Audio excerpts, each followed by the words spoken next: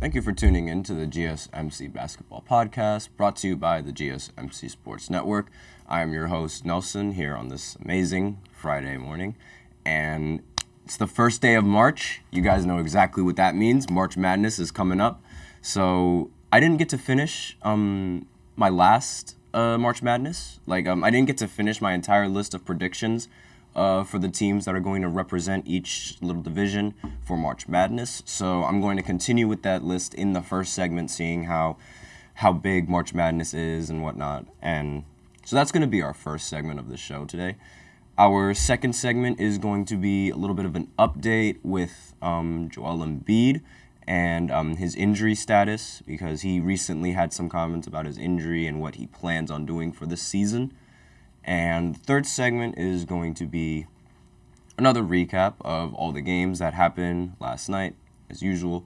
We also have our fourth segment, which I will reveal in the third segment, so stay tuned for that. But before I begin with the show, I'd like to remind everybody, as always, to please remember to tip and to donate, and to use the link that is in the description to get your comments recognized. The link is gsmcspodcast.net. Really helps the show. It makes the show much more interactive between myself, the host, you guys, the viewers. So this link is gsmcspodcast.net. It is displayed below the ticker on every single show segment, as well as in the description. And with that out of the way, we can go right ahead and begin with our first segment, which is going to be about March Madness and my predictions for what teams I believe are going to represent each division going into the tournament. So just a little bit in case you guys weren't here from the last segment, we stopped at the MAAC. We were only able to get up to the MAAC and the MAC. So the team that's going to be representing the MAAC, the most likely team, according to rankings, is Fairfield. But obviously, since I'm from Quinnipiac University, I'm going to think that Quinnipiac has a solid chance of representing the MAAC in the NCAA tournament. Quinnipiac has the best record in the MAAC right now, and they beat Fairfield in Fairfield's home court. Granted, they beat Quinnipiac in Quinnipiac's home court, so it's like they traded. But I still think that, seeing as Quinnipiac is the number one seed, I still think they have the best odds of representing the MAAC in the NCAA tournament. But regardless, if it's not going to be Quinnipiac, I hope it is. It's going to be Fairfield, without a doubt. The MAAC, the Akron Zips have the best chance of representing the MAAC.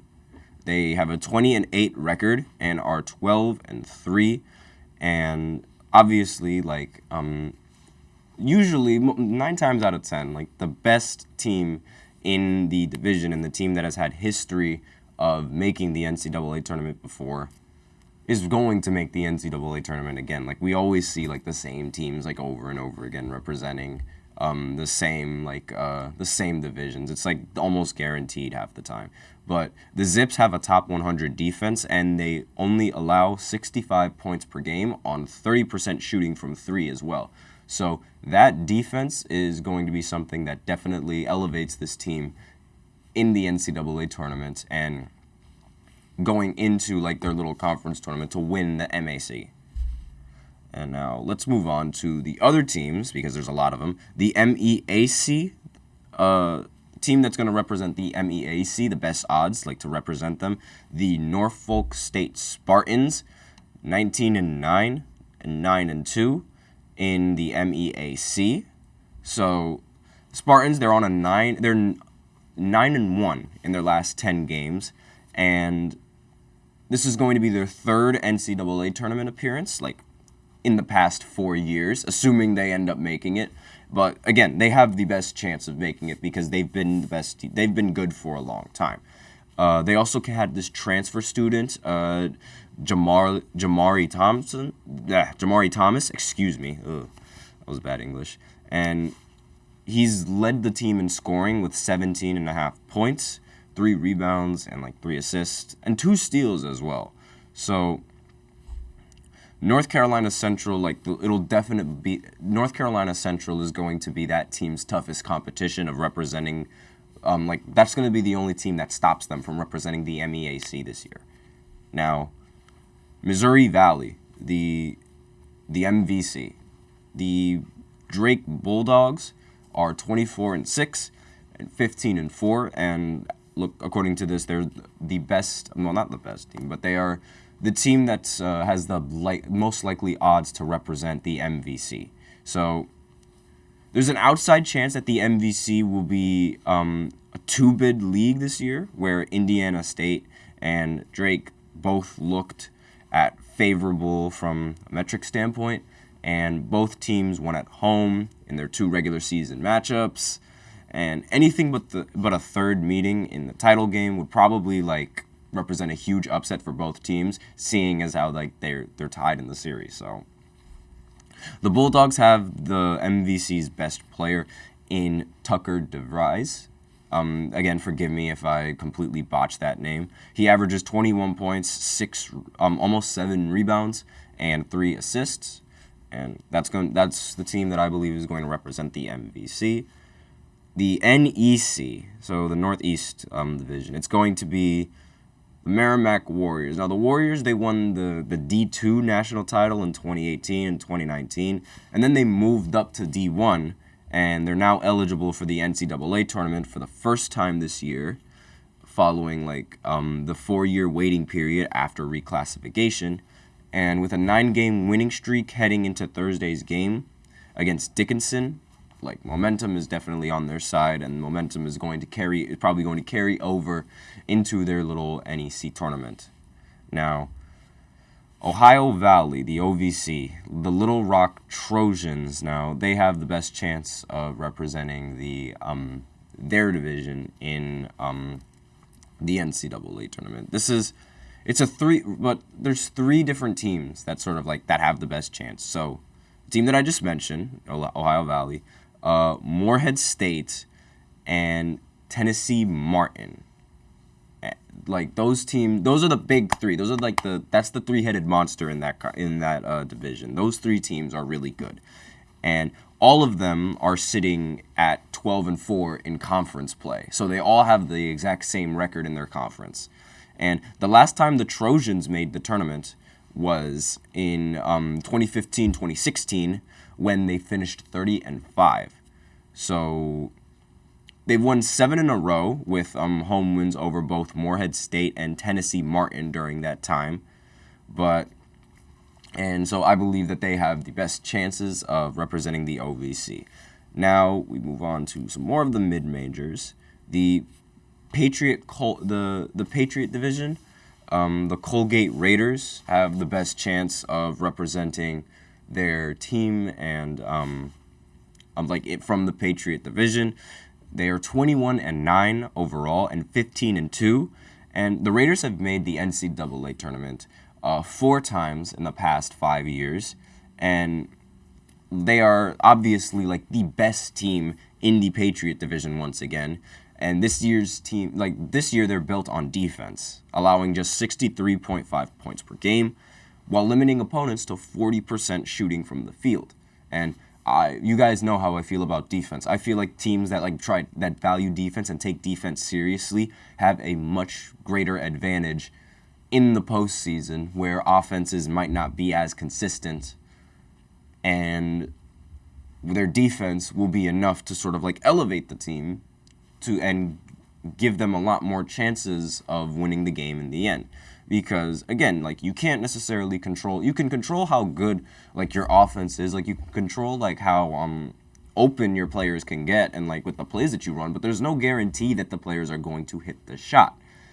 It's much more guaranteed that defenders can stay in the person's face and continue to disrupt opponents on the defensive side. That is consistent.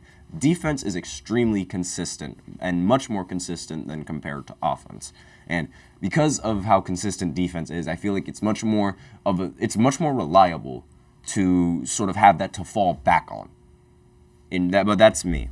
Now, obviously, like the rest of the league and the rest, like a lot of the fans, they in the NBA, they won't agree with that because it's like, oh, you need offense, you need to continue to score, all that stuff. Well, first of all, you got to be able to hit that shot, and if you're not hitting your shots and your defense is trash, or like not trash, but terrible, then you're not really helping your team, because anything can happen. Like no one expected Houston to miss 27 straight threes in the Western Conference Finals. No one expected that. And because they didn't really have much to stop Golden State, they couldn't end up winning the game. Now, for the Southern Division, the Samford Bulldogs, they have the best chance of representing their team. 25-5 in the regular season, 14-3 in the Southern Division. And the last time Samford made the NCAA tournament was all the way back in 2000 as a member of the Trans-America Athletic Conference, which is now known as the Atlantic Sun. And they've already secured their third straight 20-win season. And since season opening, like losing to Purdue and VCU, they've gone 25-3 while scoring 80 or more points on 18 different occasions. So they definitely have a very high-powered offense, and they have the momentum on their side. And I mentioned previously about the momentum, and it's like teams that have momentum can carry that over into the NCAA tournament and achieve great things. Just look at St. Peter's. Now, for the Southland Division, we have the McNeese State Cowboys. Already, I don't like that team just because they have the name Cowboys. And 25-3, 14-1 in Southland Division, and they've been one of like the best mid-major teams in the country this year. And in their first season under former LSU coach Will Wade and TCU transfer Shada Wells, 17 points per game and 4 assists per game, by the way. He's been the star running the offense, while the defense ranks 4th in the nation with 61 points allowed per game. They rank top 80 in KenPom's offensive efficiency and defensive efficiency. So for offense, they rank number 79, and for defense, they rank number 67. And they're a very well-rounded group. And they like defense, as I mentioned previously. So the SWAC, the SWAC division, the Grambling Tigers, while their record on paper, overall is not really that good, they're 14-13, they do have the best record in the SWAC division with 11-3. So they played a really difficult schedule. They had to play Iowa State, Dayton, Washington State, Florida, Drake, and Colorado. And just off the first rip, and they started 2-10. So, and their only victories were coming against non-D1 opponents. So that seemingly prepared them well for conference play, and they've been incredible in their conference. So while I don't think they're going to really do much in the NCAA tournament, they're the best team in their conference. As sad as it is to say.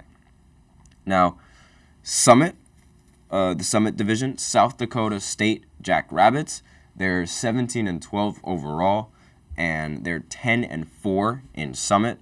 So they're no strangers to the NCAA tournament. They've made it 6 times in the last 12 years, and they close out the regular season with road games against North Dakota and North Dakota State. So they already played North Dakota yesterday, and they're going to play North Dakota. They're going to play North Dakota State tomorrow. So those teams, they currently sit 2nd and 3rd in the conference standings. Those 2 teams that I just mentioned. So their status as front runners will be put to the test, and we'll see exactly whether or not they can maintain that. That number 1 spot going into the NCAA tournament. Not going into the NCAA tournament, but going into their inter-conference tournament. Now, the Sun Belt division, the Appalachian State Mountaineers, I think they have the best chance of representing the Sun Belt in the NCAA tournament. Now, James Madison, they opened the season with a win over what was then the number 4 ranked team, Michigan State, before spending 8 weeks in the AP poll, and they still have an outside shot for an at-large bid if they don't win the Sun Belt tournament. The team standing in their way is the Appalachian State, which won both regular season matchups to give the Dukes 2 of their 3 conference losses, so they were able to beat Duke twice. And the Mountaineers are 14-1 in their past 15 games. Jesus Christ, what is wrong with my English today?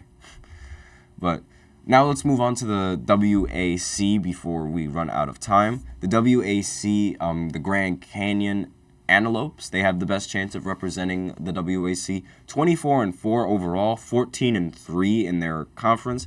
Now, they benefit greatly from the fact that Tarleton State, which is the second best team in the conference, is not yet eligible for the NCAA tournament in their 4th season at the D1 level. So they're not eligible to make the NCAA tournament, unfortunately. And this leaves a favorable path to a 3rd tournament bid in the past 4 years for the Antelopes team. And they could receive some at-large consideration thanks to a strong net ranking of number 57, and a nice quad 1 win over San Diego State. The WCC, now St. Mary Gales, I think they have the best chance of representing their team in the NCAA tournament. The Gales have not lost since December 23rd and are currently projected for the number 6 seed on the latest bracket matrix. And they won at Gonzaga earlier this month, but still have to face their rival at home in the regular season finale. The Zags might need the automatic bid to make the NCAA tournament field this year, so St. Mary's will be looking to make sure its rival stays on that bubble. We'll see how it goes. Now, unfortunately, once again, we are out of time for this segment. There are a lot of teams to cover for college, so those were all the teams that I was able to fit. I'll probably cover more of the teams and cover the AAC and all these other conferences a little bit next week as we continue going deeper and deeper into March Madness. But with that, we're out of time for the first segment, and so that means we have to go on to the second segment, which is going to put the shift back into NBA basketball, where we talk about Joel Embiid and his injury status, what he wants to do with his injury, what is expected of him, or what he's expecting of himself, and what I think the Sixers should do. So I will be right back after this short break. I feel like I'm losing my mind. Is everybody in the world blind? Please, Lord, give me a sign, a sign. I feel like I'm losing my mind. Is everybody in the world blind? Please, Lord, give me a sign, a sign. I wanna be the greatest. Everybody on the fake shit. I look around and feel like everybody is the fakest. I make this every day and I'm impatient, hoping one day I blow up from the basement. Statement, the top is so vacant. I don't hear shit that I think is amazing. Waiting for my day when I'm playing sold out shows for 1,000 faces. Hey, give me that crown, get in my way and to be put down. It ain't your place, all this my town. If I want that shit, then I'll get it right now. I'm losing it, the news it fits, I'm losing shit. A stupid myth, you choose to live or choose to dip. You choose to fight or lose your grip and lose a gift. Oh. I feel like I'm losing my mind. Is everybody in the world blind? Please, Lord, give me a sign, a sign. I feel like I'm losing my mind. Is everybody in the world blind?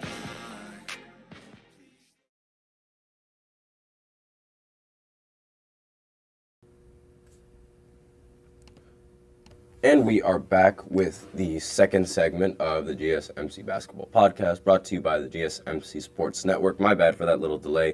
I was trying to turn on my microphone and it wasn't working for a second, but it's whatever. But regardless, we're going to go into the second segment, which is going to be talking about Joel Embiid's injury and exactly what he's expected going into the season and well, not going into the season, but to finish this season, pardon me.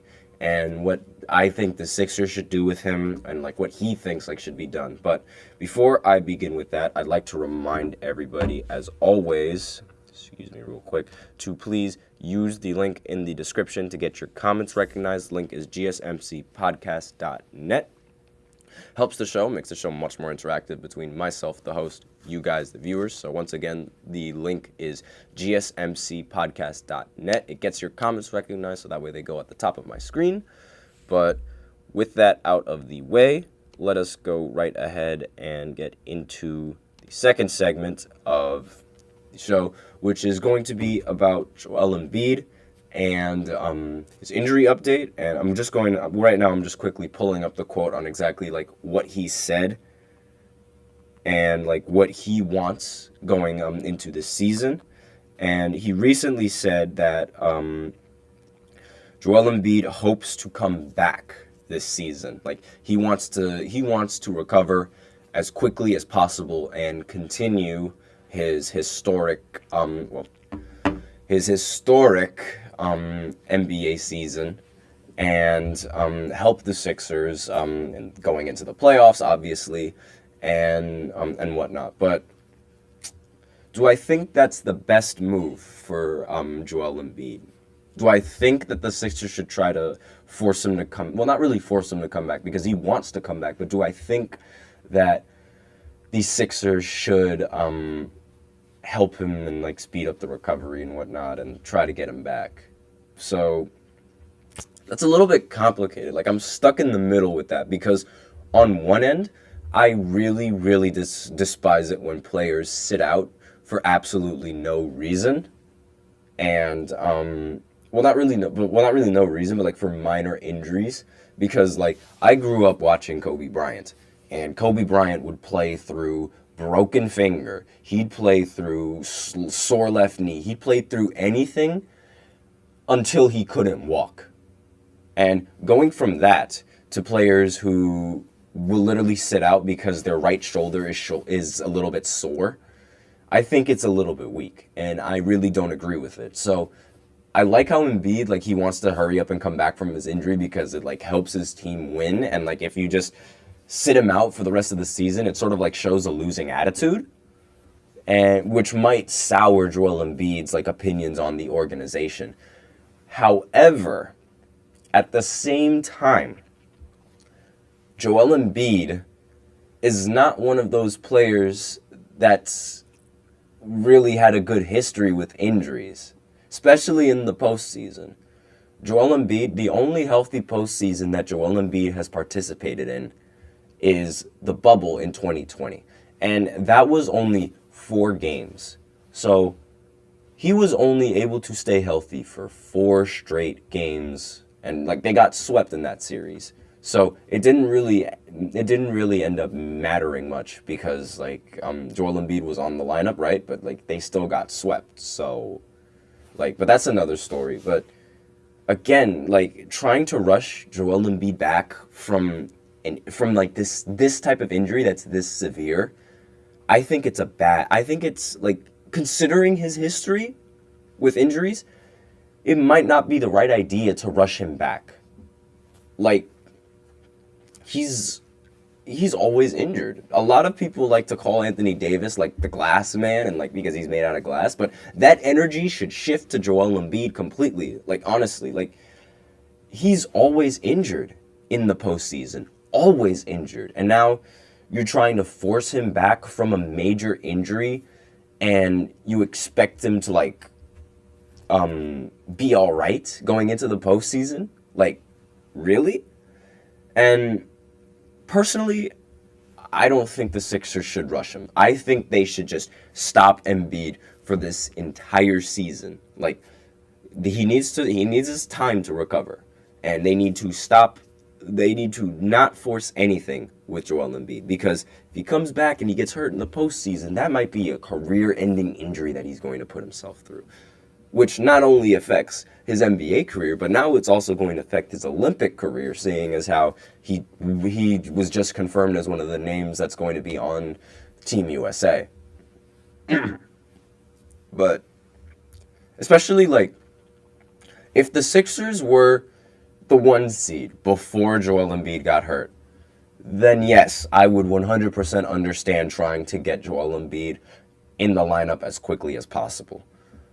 But the Sixers, they weren't even with Joel Embiid, they were not in anyone's mind. Like, in terms of the teams that were going to make the Eastern Conference Finals, the Sixers aren't one of them. Nobody was expecting. I mean, granted, like, a lot of analysts, like, they were expecting Joel Embiid to, like, finally make it to the Eastern Conference Finals, but I wasn't one of those people. So we're going to talk about my opinion. Like, I wasn't one of those people that thought the Sixers were going to make it far in the postseason to begin with.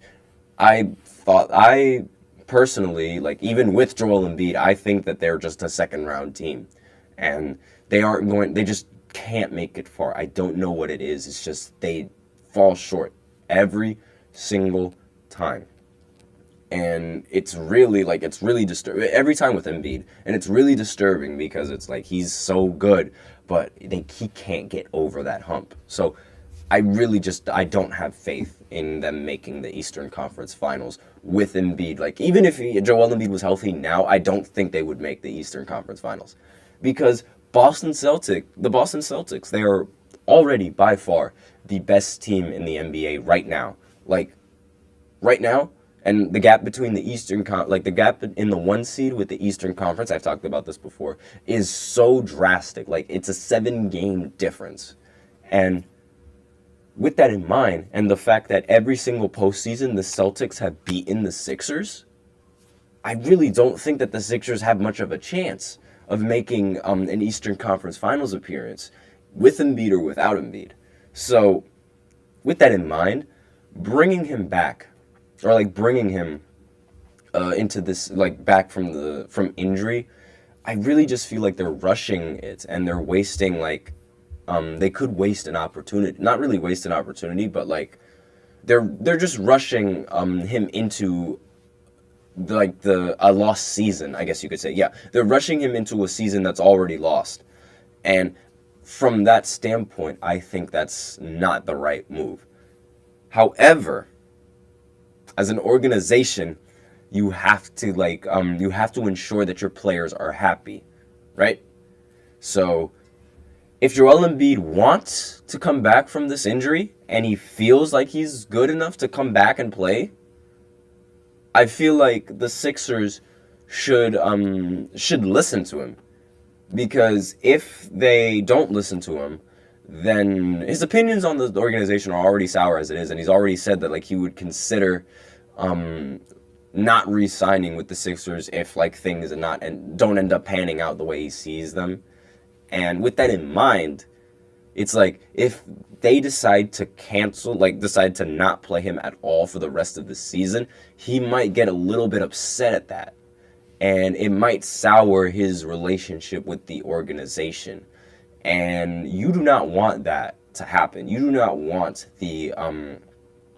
your best player to have a bad relationship with the organization, especially now when you're not going to have him under contract in a few years, or like really soon. So if they don't keep him happy, then we might see Joel Embiid leave the Sixers. And personally, I really think that he should leave the Sixers anyway. Daryl Morey there's actually, now that I think about it, before I say this, like, a lot of NBA players are saying that Daryl Morey is a liar, and that because he's a liar, like, obviously, like, you don't want a GM for like, as a liar on your organization, obviously. And what I mean by him being a liar, like, James Harden said that he lied to him about what I believe he lied to him about was not giving him the supermax that he wanted on the Sixers. He lied to Patrick Beverley, saying that he wasn't going to trade Beverley, and he ended up trading Beverley over to the Bucks. And now recently, he lied to Chris Paul. Like, Chris Paul has just come out saying that he wasn't going to trade, like, on Houston, he wasn't going to trade Chris Paul to OKC. And look what happens. He ends up trading Chris Paul to OKC. And Daryl Morey's response to that is, it all happened so fast. We have someone in the chat, Crucial PG. Hey, look who's back. Daryl Liar Morey. Yep. Yeah, I mean, I'm not going to say that because, like, I can't, but NBA players are saying that about him. So it's not a really good look that, like, 3 players are coming out now saying that Daryl Morey is a liar. So with that in mind, that might, like, already, like, the organization is, like, already a little questionable just because of Daryl Morey as the GM. And if the rest of the organization decides to, like, just completely bench Embiid for the entire season, like, because that's what I think the best move is. But if Joel Embiid wants to play, like, I'd say, like, all right, let him play, because we don't really have that many players that would, like, want to come back from a serious injury like that. So if he wants to come back and he feels like he can help the Sixers win, I think they should listen to him, because if they don't, he might threaten to leave them going into the next season. And then if you're the Sixers, where do you go from there? Because, like, the Sixers are already a team that is, like, stuck in the middle, because it's like they always do well in the regular season, but when it goes into the playoffs, they always don't make it to the Eastern Conference Finals. Always. And I don't understand why sometimes, because they have all the tools and they have what they need to make it out, but they just don't. And it's a little bit frustrating seeing, like, someone as talented as Joel Embiid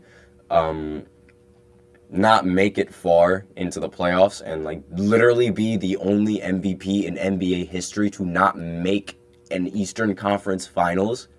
Like, that is ridiculous, in my opinion. And, like, obviously he needs to fix that on his resume, and he needs to fix that by playing. So, but with that, actually, before I be done, all right, Crucial PG said in the chat, Doc Rivers, and what he means by that is that, like, the reason why, like, the last previous years that the Sixers weren't making it far was because of Doc Rivers as their head coach. And Doc Rivers, like, and you guys know my opinions on Doc Rivers. He is notorious for, like, for blowing leads, and in the playoffs, in the big games when it matters most, he's blown the most 3-1 leads out of any coach in NBA history. And I believe he's blown the most 2-0 leads as well, and 3-2 series leads as well. So obviously with that reputation as the coach, it doesn't really help the Sixers. But at the same time, again, the Sixers weren't really doing much, like, before they got Doc Rivers. Like, in the bubble, Doc Rivers wasn't their head coach, and they still got swept by the Boston Celtics. So it's not entirely Doc Rivers' fault. Even though, yes, he did play a big part in blowing those games, he did play a big part in not doing enough, like, adjustments for these games. And part of it is Ben Simmons being on the team. But with that, we're out of time for this second segment. So join me for the third segment as I give a quick recap of all of the games that went down last night. And if we do have time, I'll talk about some of the games that are going to happen tonight going into the weekend. So I will be right back after this short break.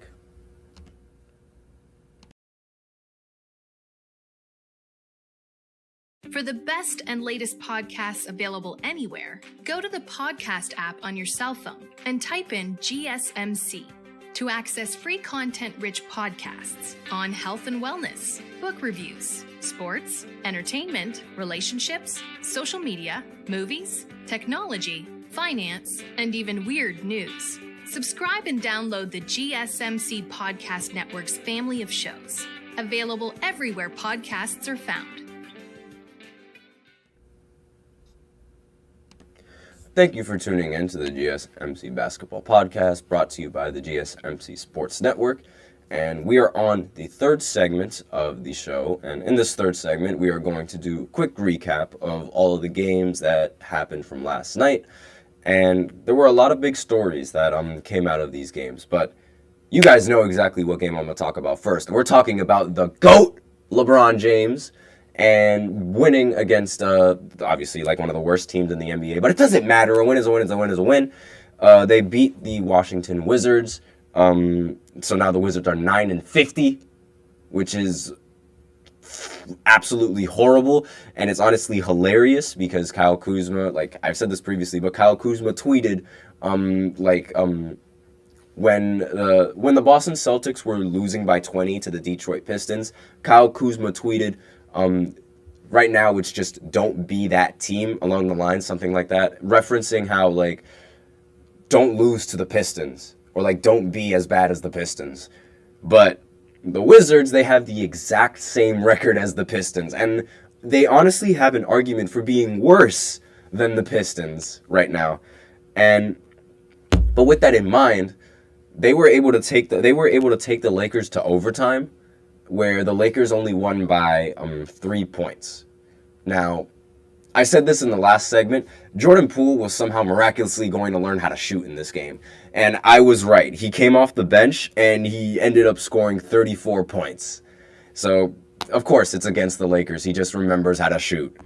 And what did he shoot? I'm just going to look at it. He shot 13 of 26, so obviously, like, he's a shot chucker. Like, he's the shot chucker of the team. And he's been playing a lot better coming off of the bench for the Wizards. So maybe that's his role. Maybe he's a sixth man, and that's what teams should, like, keep him as. Like, they shouldn't keep him as a starter. They should keep him as a sixth man. So other notable players that played well, Marvin Bagley, he ended the game with 23 points, 11 of 14. Corey Kispert ended the game with 20 points, 8 of 15. Kyle Kuzma also ended with 20 points, 7 for 16.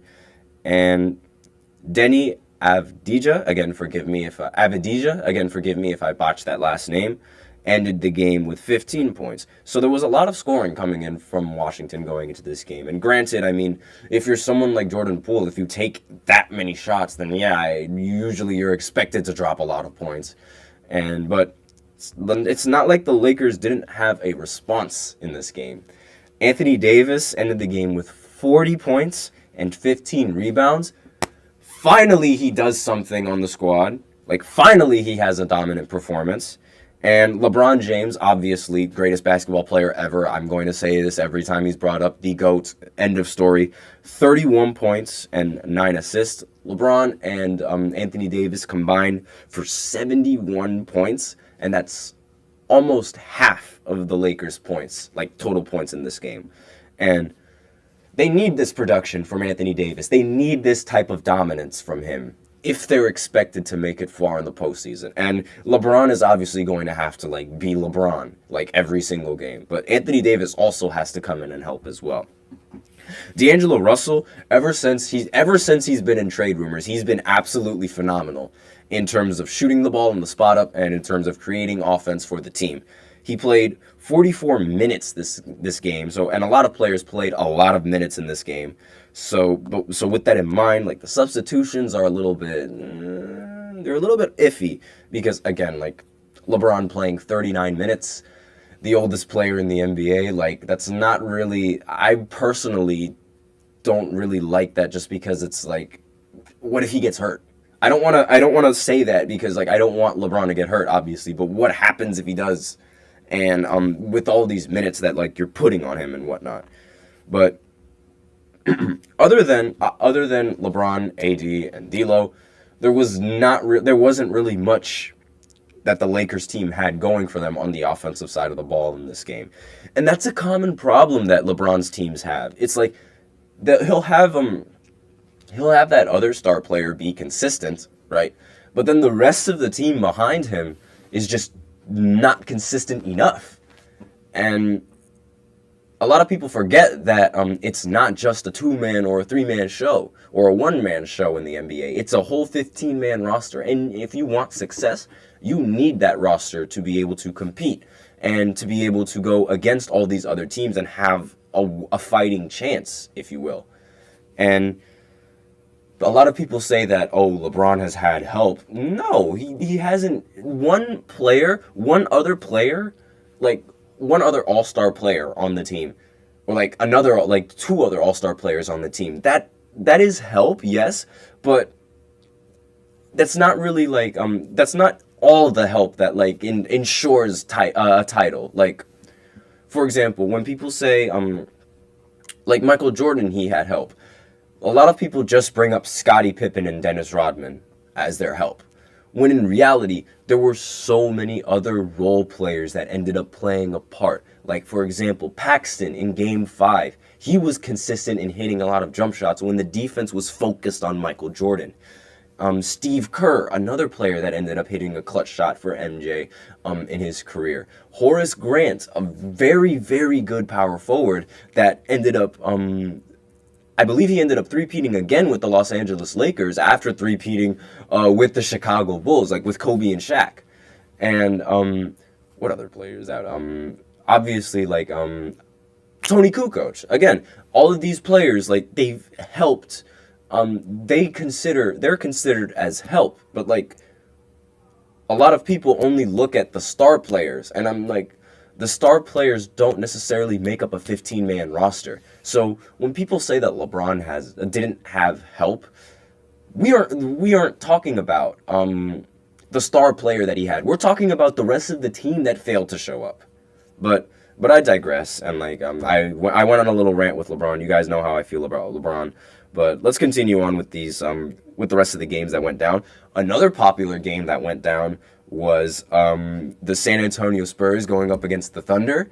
The San Antonio Spurs ended up beating the OKC. So right now, the OKC have lost to two of the worst teams in the NBA. Two of the worst teams in the NBA they've lost to this season.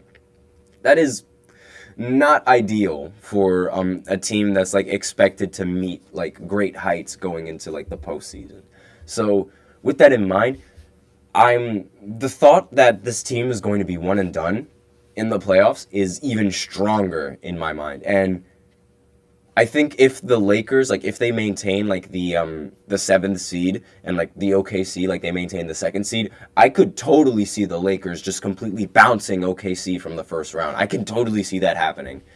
And with how they've played, it's not Shai that's the problem. It's the rest of the team and their overall consistency that's the problem. Shai, I don't know what it is. Shai is probably like the most consistent basketball player in the entire NBA. He drops the exact same stat line every single night. It's like he always ends the game with like 31 or 32 points. Always.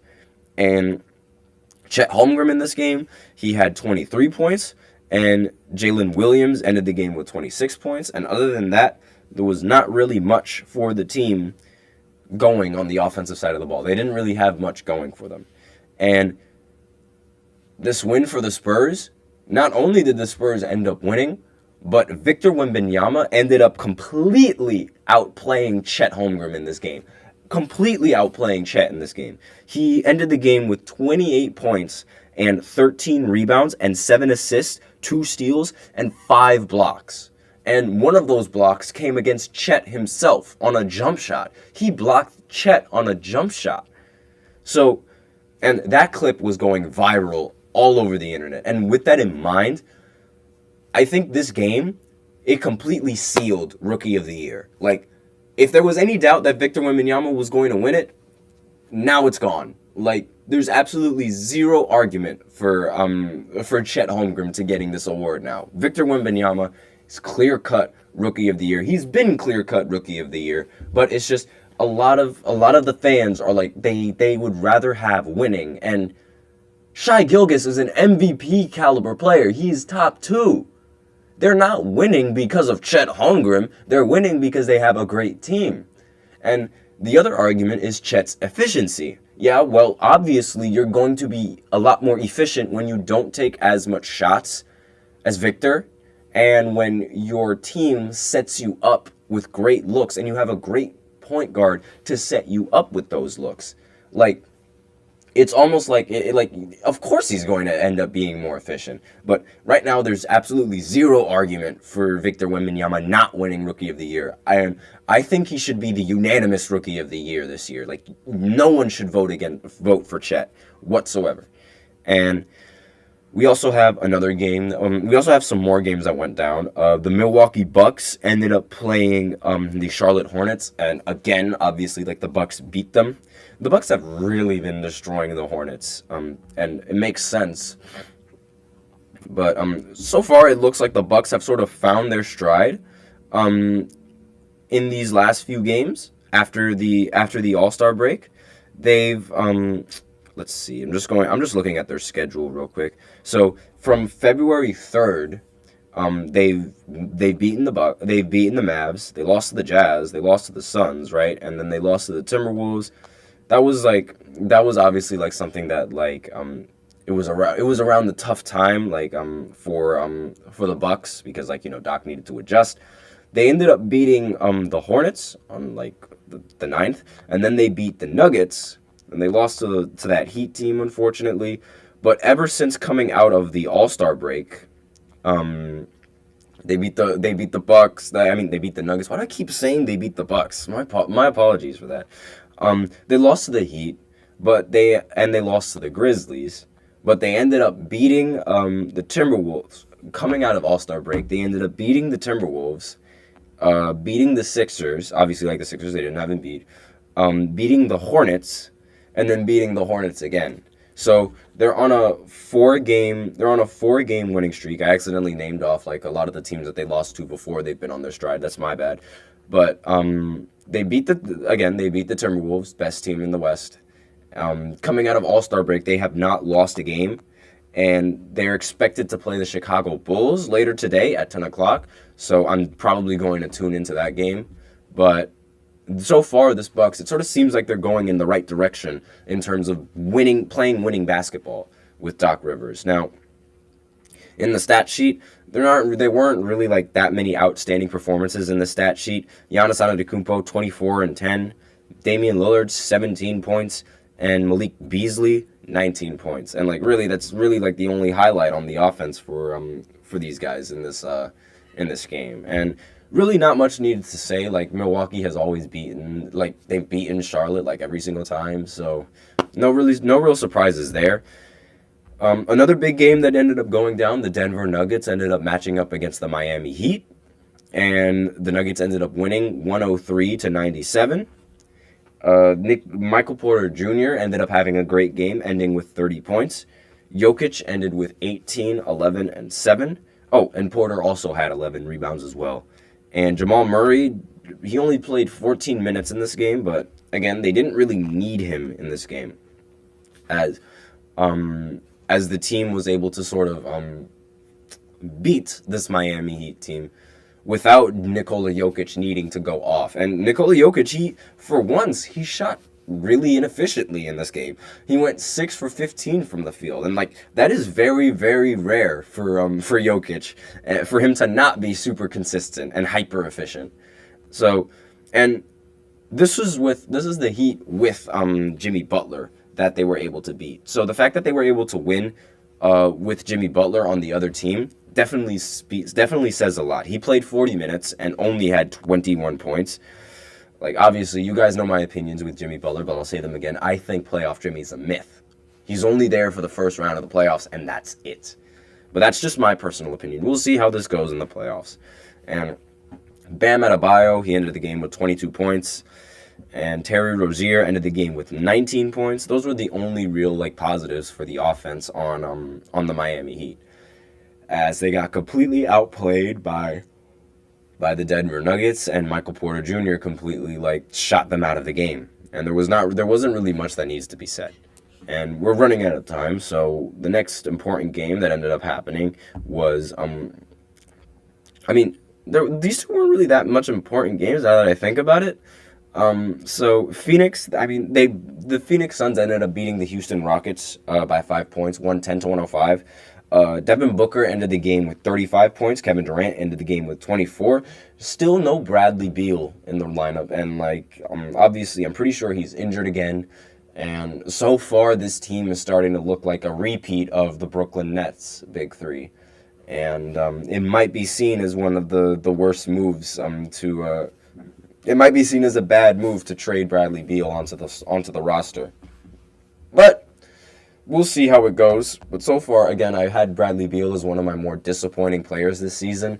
So, if they can turn it around in the playoffs, then, all power to them. But, again, I don't really see that happening. And Kevin Durant shot pretty inefficiently this game, 8 for 19. So did Devin Booker, 13 of 27. But they also were the leading scorers, so it's you can't really say much. And those were all the games that ended up happening last night. I mean, the Orlando Magic, they played against Utah, but Utah right now is in the middle of tanking. So obviously the Orlando Magic were going to end up winning this game.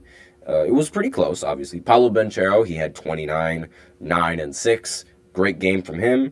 And the Jazz, they didn't really have that many notable scores. Everybody in the starting lineup ended with double digits and close to 20 points. So it was relatively even, but still, like, Utah Jazz, they're not in the spot that to compete in the Western Conference. So not really that much of a big game, but excuse me. But with that, we are out of time for in this third segment. So tune in for the fourth segment where I talk about CJ Stroud and his starting lineup. CJ Stroud recently he was, if you guys didn't know, he was in the Celebrity Game, and he just gave out a list on who his starting lineup is, like his all-time starting lineup. So I will give my opinions on that and probably give my all-time starting lineup. So I will see you after this short break.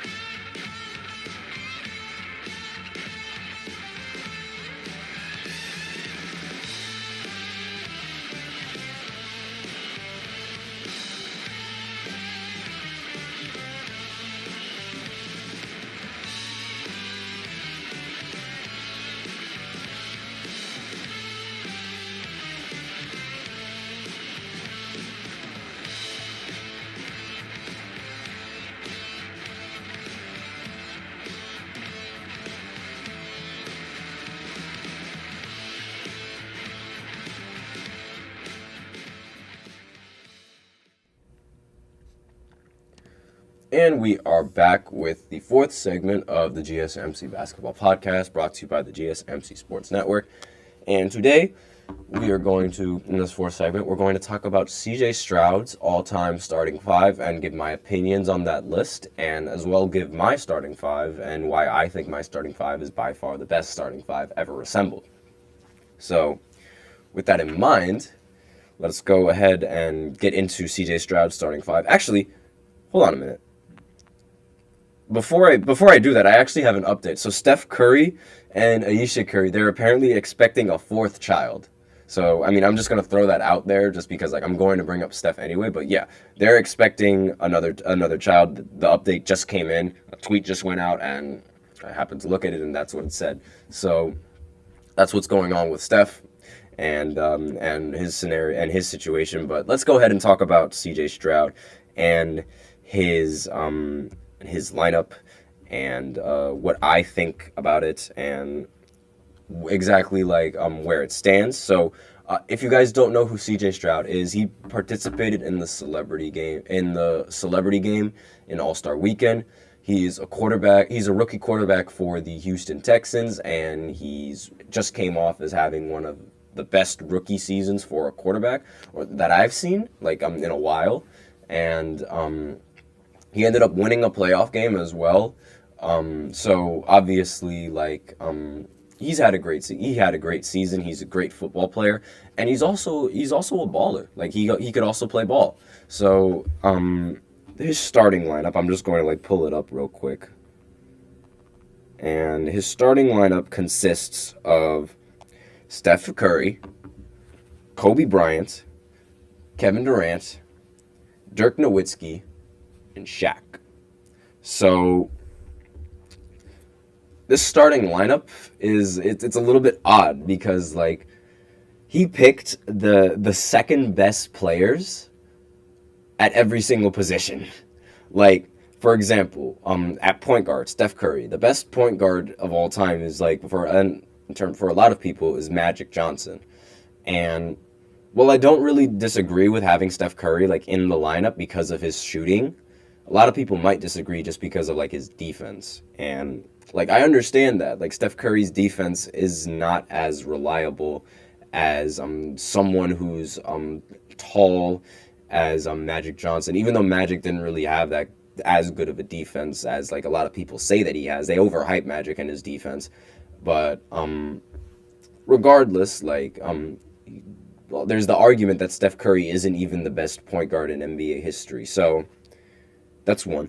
Two, Kobe Bryant. You guys know that I have I really like Kobe Bryant, and you guys, wow, this is interesting. Okay, so Crucial PG in the chat, he said Curry over Magic on the defense. Wow, he thinks Curry is a better defender than Magic, and I somewhat could see that just because, like, Curry, like, he's really good at, like, steals and whatnot, but at the same time, most of the time, like, he doesn't guard ball, and he ends up guarding, like, the corner. So I wouldn't really put, Crucial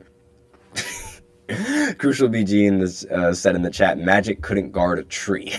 That's a little disrespectful. I'm not even gonna lie. But, I mean, given how, like, obviously, like, defense, like, back then, a lot of people say it was tougher, but the average defender, like, back then, and, like, the average player back then is not better than the average player now. So I could see, like, an argument for that, but at the same time, it's a little bit iffy because, like, you know, Magic's frame and his height, it makes it a lot more difficult for a lot of the shorter guards to be able to do anything. And, like, I understand your point where, like, he literally, like, he couldn't guard he wasn't that good on the defensive end as people say he was, but again, like, that, like, you'd rather, it's an argument between height, like, over someone who doesn't really have that much height. And obviously you'd rather have somebody that's a little bit taller defending a point guard because, like, it'll disrupt the point guard a lot more.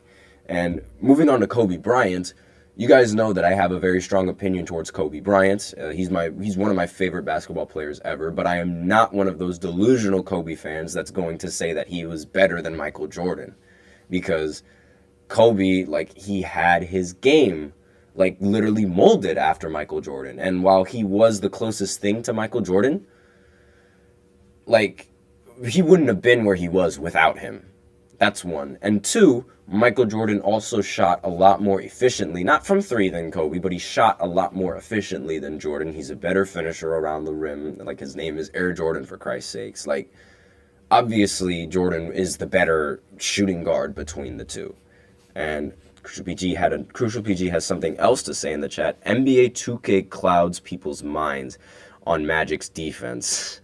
Honestly, like, I do have to agree with that because I don't really talk about 2K that much, obviously, but on 2K, Magic's ratings, they're really high on in terms of defense.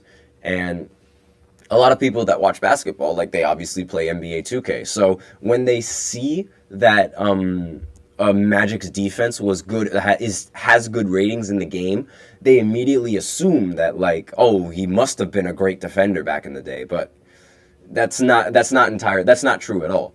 And a lot of the stats that 2K puts in are a little bit skewed. Like, for example, they give Tim Duncan a very high 3-point rating. Last time I checked, Tim Duncan was not that good of a shooter.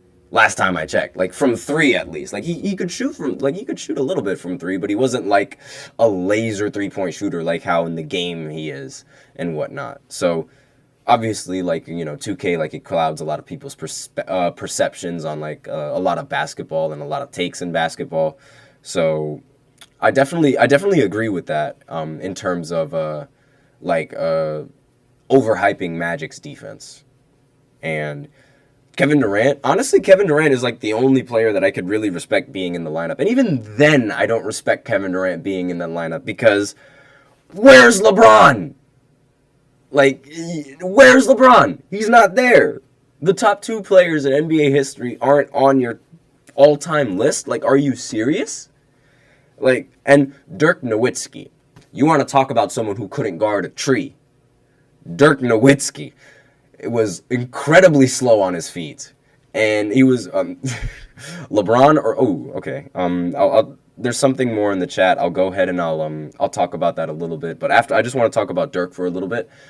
Dirk, again, like, I talked about how the lineup isn't second, like, is literally, like, the second best players at each position. Dirk Nowitzki, like, he's the second best power forward ever. I'm surprised he didn't put Tim Duncan on this list as one of the better, like, like, on this lineup, because Tim Duncan is by far a better power forward than Dirk. And Shaq in the lineup, obviously, like, I think Shaq in the lineup, definitely, like, without a doubt, the best player in that lineup, and with how dominant he was. And I have somebody, Crucial PG asked me a question in the chat, LeBron or Larry Legend? Obviously, I'm going to pick LeBron James, like, it's a no-brainer there. And there's no argument for LeBron not being over Larry Bird at this point. So, LeBron, easily. And so, other than that, the starting lineup is, like, it's a little bit weak. So, I don't really like it. I really don't like it. Just because of, like, I like Kobe in the lineup, obviously. But at the same time... Oh, you're saying, over KD. Oh, okay, that's my part. Crucial PG, like, he, instead of saying, like, LeBron or Larry, like, he wasn't asking me that question. He was saying that instead of Kevin Durant in the lineup, it should have been either Larry Bird or LeBron James. And honestly, yes, I can get by that. I think Larry Bird's, like, career is definitely, like, without a doubt one of the best. And given how, like, I understand, like, his teams were ridiculously stacked, but I mean, he won the MVP like 3 straight years. So it's like, it's really difficult to compete against someone with that kind of resume. And the fact that his defense was also pretty good and his playmaking was also pretty good as well. But obviously, like, a lot of people, like, they have a strong opinion towards KD because KD is super tall and he can hit a jump shot over any defender, which is true. But his postseason resume and his playoff career, aside from Golden State, is incredibly lacking. And I feel like Larry Bird definitely has that edge over him. That's just my personal opinion, though. And my starting five, it's a little bit odd, honestly. My starting five is a little bit, I will give it that. It's a little bit weird, but I'll give you my reasonings for why I have the starting five the way I do. And it's not entirely decisive, because, like, I am a little bit indecisive on, like, who I'd want on my team. But for point guard, LeBron James, you knew that was coming. Shooting guard, Kobe Bryant. Small forward, MJ. Power forward is between, actually, you know what? Yeah. Power forward is going to be between, like, KD or Kawhi Leonard. One of those two. I'm still not entirely sure who I would put in that starting lineup, but it's between Kawhi and Kevin Durant. And for center, it's between Shaq and Tim Duncan. And it really depends on, like, the reason why, like, I flip-flop between those two is because, like, it depends on, like, the lineup that I'd want to run. So Crucial PG says something in the chat. He said, as a Clippers fan, you don't want Kawhi at the power forward. He's much better at the 3. But no, like, this is the thing. Like, this is what I'm going to explain here. So LeBron James is multi-position. He can play 1 through 5, meaning he can guard the 1 through 5, and you can put him anywhere while at the same time having him run the point guard and bring the ball up. He could be the power forward while Kawhi is the small forward, and Kobe and Michael Jordan are the guards. Like, and they can still have that really good lineup that and a very solid defensive lineup. And depending on which center, like, I'm still unsure of, like, which center I'd want, because Tim Duncan, like, he has the defense and he also has the spacing, which I think will open up a lot of things for every single one of these players in the lineup, as opposed to having Shaq in the lineup. But at the same time, if you have Shaq in the lineup, there's literally nothing that anybody can do to guard him. So it's a little bit, it's a flip-flop between, like, Tim Duncan and Shaq, in my personal opinion. And Crucial PG also had something to say in the chat. He said no Kareem at the 5. And yeah, like, no Kareem at the 5. Like, I understand that Kareem is by far, he's probably, like, he's the best center in NBA history. Well, I'll give him that. Best center in NBA history. But I personally just don't think he will mesh well in the lineup. And that's why I have Tim Duncan in that lineup, because you also have to like create, well, it can't just be like a team full of like the best players at each position. They all have to like be able to help each other, and they all have to like mesh well with each other. And part of that is like I put Kobe and like MJ there. Like while they both might be like super selfish, they aren't entirely selfish. Like they were only selfish because they felt that their team was unreliable because they weren't putting in the work like they were putting in the work, if that makes sense. At least that's with Kobe's case. Kobe did not like relying on his teammates because he saw them in practice. He saw them day in and day out and how seriously they were taking the game.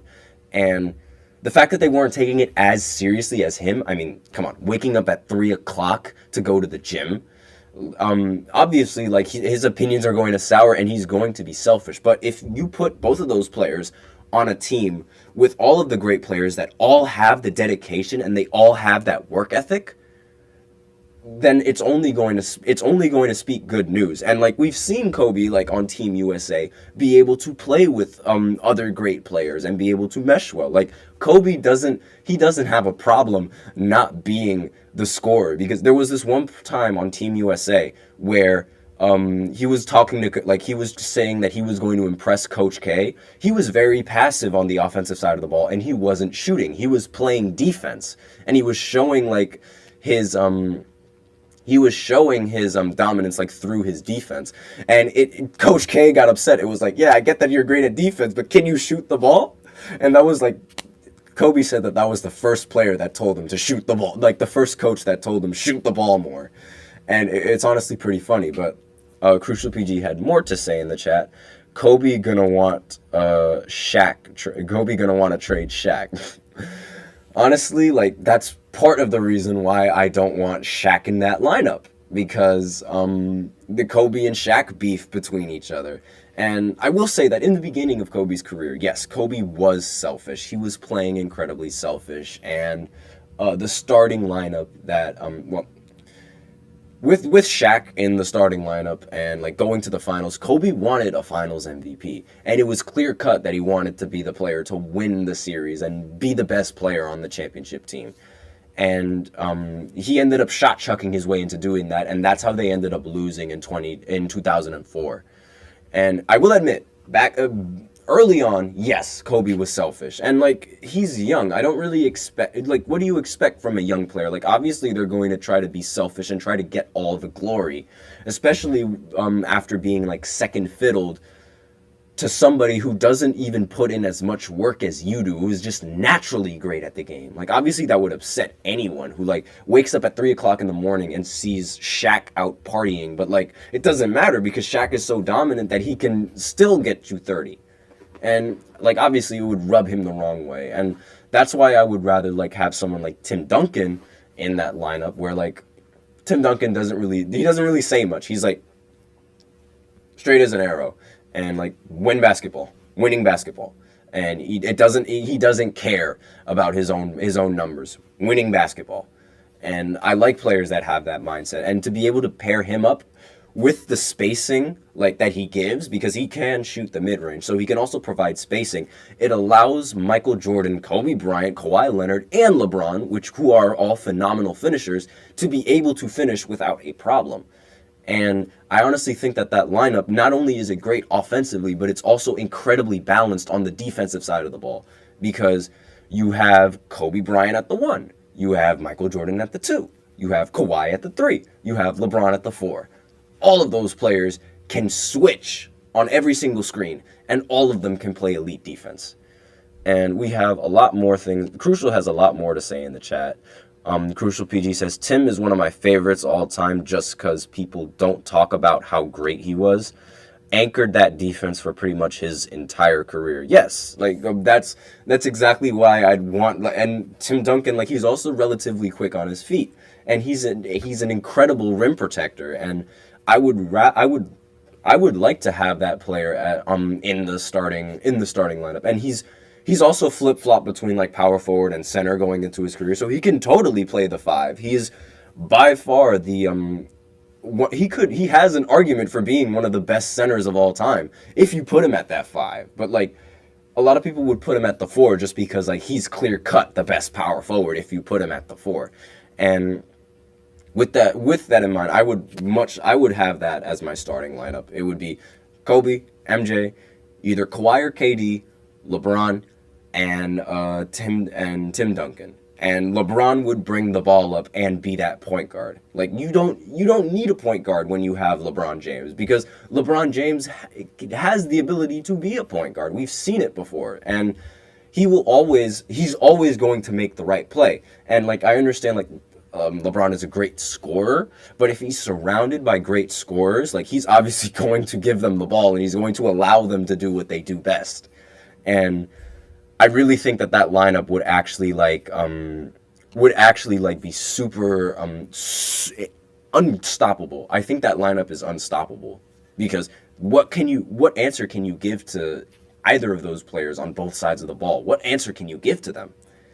And Crucial PG had something else to say in the chat. He actually was listed at center for a longer part of his career than he was at power forward. Yes, exactly. It's just like we put him at the power forward because like he's clear cut the best power forward, and I think it's more of like a notoriety thing, because it's like I don't know, honestly, like I don't know why we put him at the power forward instead of putting him at center. I think maybe because like there's already been a lot of great centers. Putting Tim Duncan in that conversation with the centers just makes the argument even more difficult on who are the best centers in NBA history. So I think putting him at power forward just makes it a lot easier. And even then, like a lot of people still forget about Tim Duncan, given how like he wasn't really like, I don't want to say he wasn't popular, but like he didn't really say much. Again, straight as an arrow. He didn't really say much. So, and I'm not even going to lie, we haven't really heard from him since his retirement, like from the Spurs. Like, I mean, I personally don't really see him on the media all that much. I usually only see him when like he does something egregious and whatnot. But with that, and with that great conversation, we are out of time for the 4th segment. So thank you so much for tuning into the GSMC Basketball Podcast, presented by the GSMC Sports Network. Your support means a lot to us, so please remember to subscribe to the show and leave a positive review.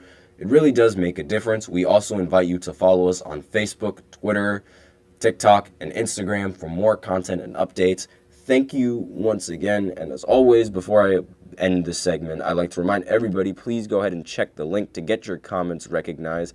And the link is, hold on, I'm just looking for it right now. It's displayed below the ticker, and it's also in the link of every single show of the show. That is gsmcpodcast.net. And you just go to that just so you can get your comments recognized.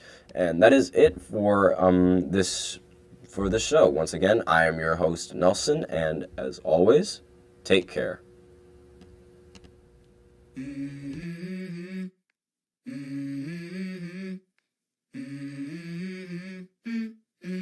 Let's go. I wake up to a little bit of drool on my pillow, feel like it's gonna be a bad day. Yeah, I'm tired of shit, and the coffee ain't